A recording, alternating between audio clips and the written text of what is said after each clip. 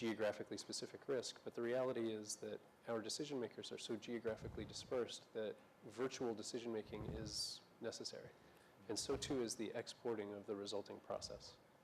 And so we're no longer in a place where we could frankly discern whether the old system or the virtual system is better. We're sort of necessarily dealing with both simultaneously. So let me ask a question based on the first two questions. This is a show of hands from the audience.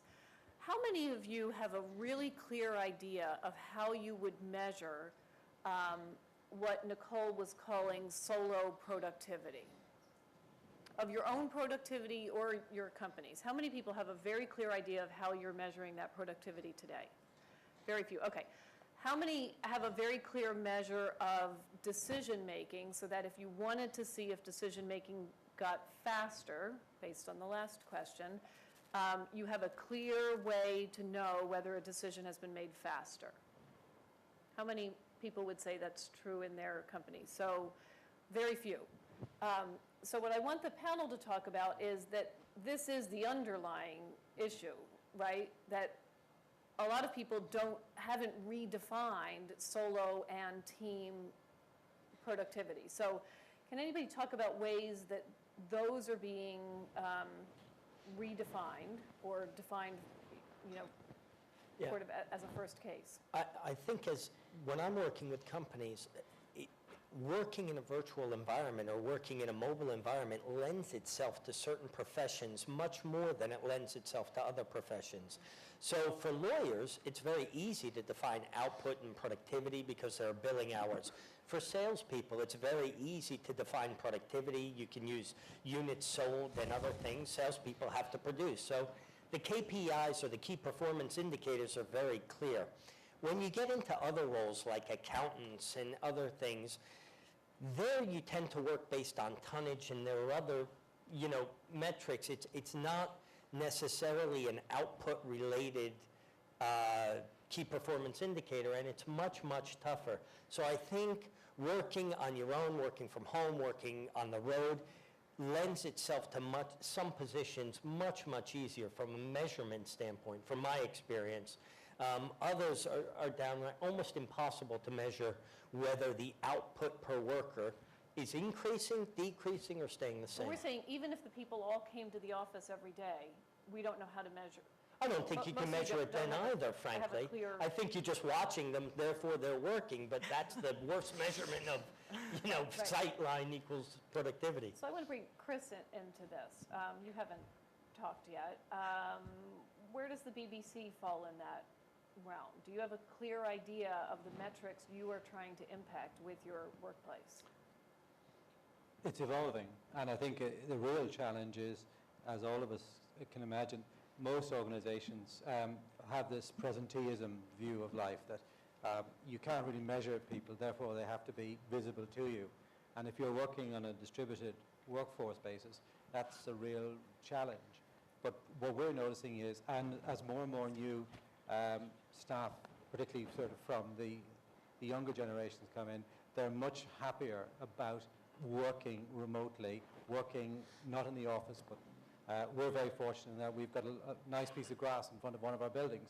We call it our picnic area, and we're just about to flood wire it with Wi-Fi because the demand has been such that people want to work outside when the weather is good, and they're very happy to that. Now that is a big challenge for some of their managers, but as most people make programs, it's very easy to measure whether the program gets made or not because it has to go out at 6:55 on a Tuesday evening or whatever in 3 months' time or 6 months' time. So it's easy to measure the output there, but the world is definitely changing.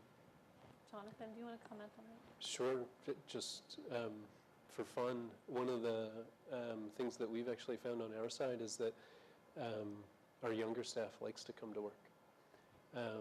In part, our places of work tend to be nicer than their apartments.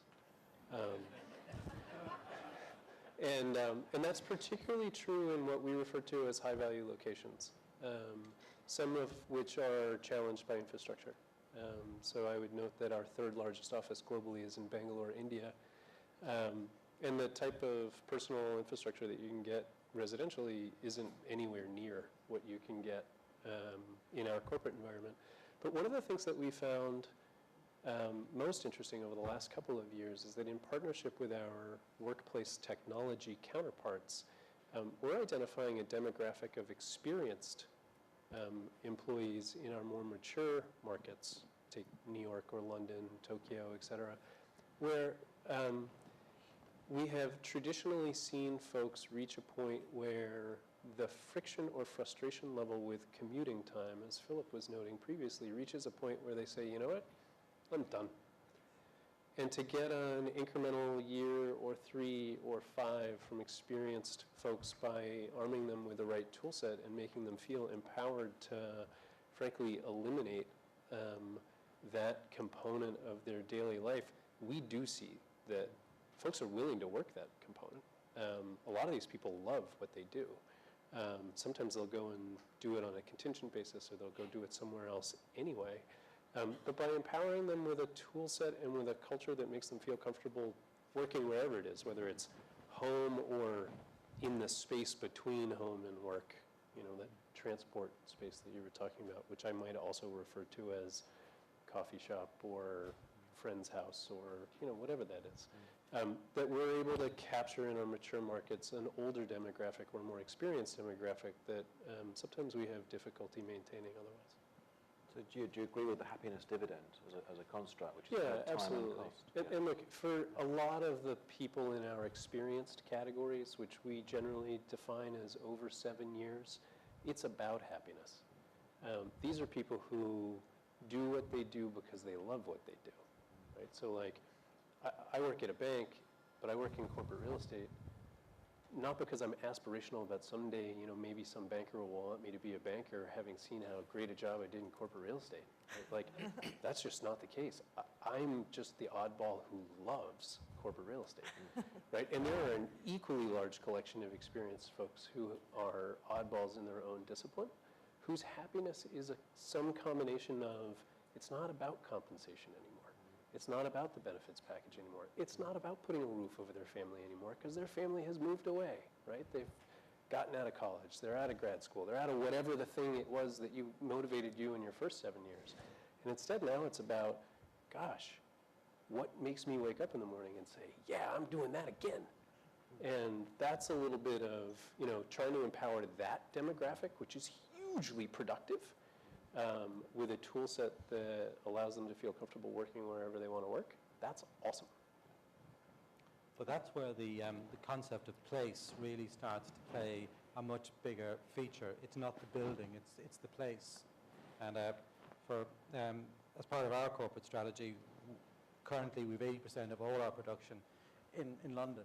By 2015, we'll have that reduced by 30%. And part of that is large-scale relocation. And there was 2 really interesting aspects of that, because we opened for business this week in a new city. We were I suppose, the catalyst for bringing a new city into being.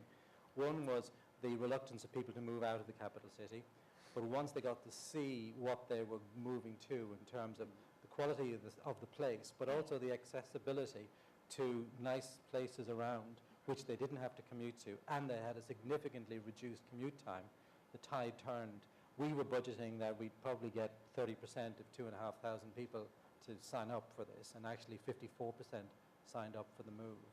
So there's this concept that we've got to stop thinking about buildings per se, and we've got to start really thinking about places and communities. And as earlier speakers mentioned about, you know, what is the city of the 21st century? It's not what it is today, and it's going to change. And certainly from my role, I think my role as a corporate real estate person will be redundant within 3 to 5 years. Okay, let's take another question from the audience. Where is the mic now? Oh, I'm sorry. That's right, we are going to you. Yes, Matthew Burke, actually here from China. So Jonathan made an interesting point in relating to the differences between, you know, perhaps New York and Bangalore.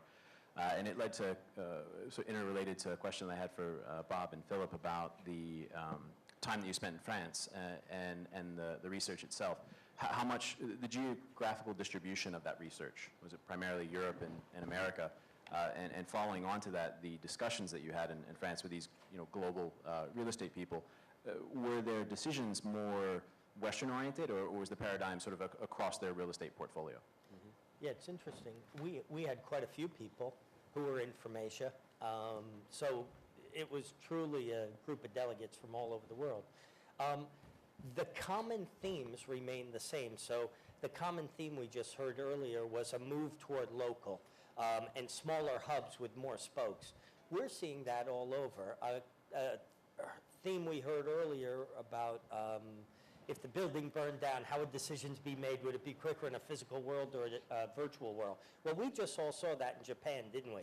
All of us who run global businesses just saw a catastrophic event happen where people really had to be productive the next day, and how did they deal with it?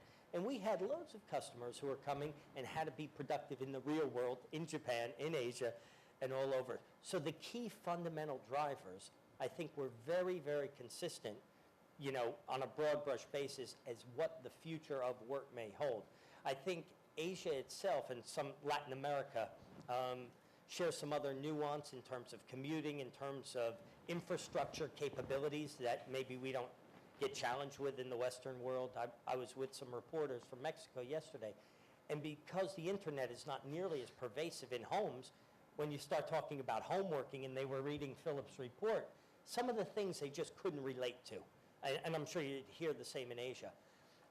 So certain things may go away, but by and large, the underlying themes of wanting a new way to work and wanting to empower people and being able to quantify some sort of agility dividend, those themes remain throughout all of them, all the geographies. Philip?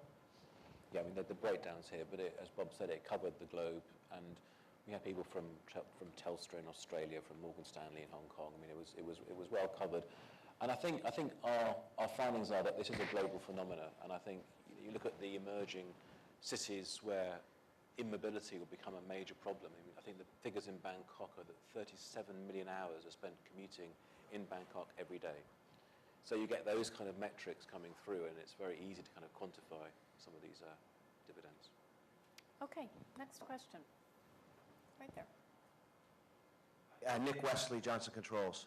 I was just curious. I thought the happiness index was kind of an interesting way to look at things, but I must say, just looking at the commute time just seems a bit simplistic. And I'm just curious, are there other metrics that people have done to try to relate workplace to things like job satisfaction and recruiting and retention, and all the things that really impact? I think you made a good observation that its compensation is not really the key driver. There's a lot of other things that go into what people get out of work, and I know workplace is a big part of it, and just measuring commute time is an element, but there's more to it than that. I wonder if there's been any effort to try to quantify some of those other components.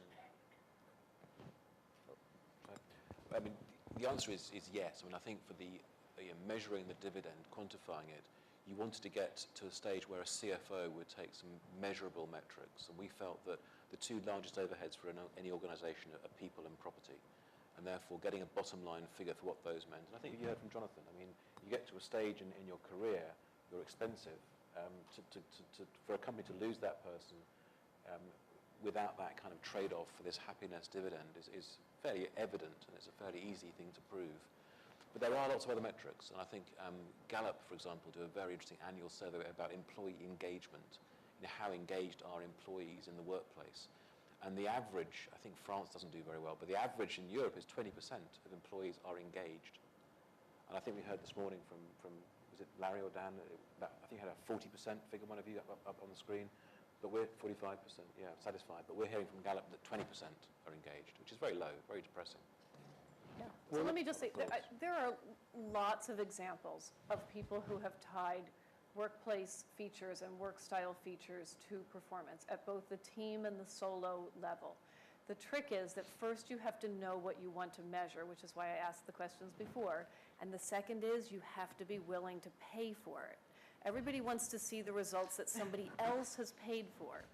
You have to pay for it with money to the researchers, but you also have to be willing to commit the time of the people to take the surveys and be willing to be observed and be willing to talk with you about their experiences. And that is a significant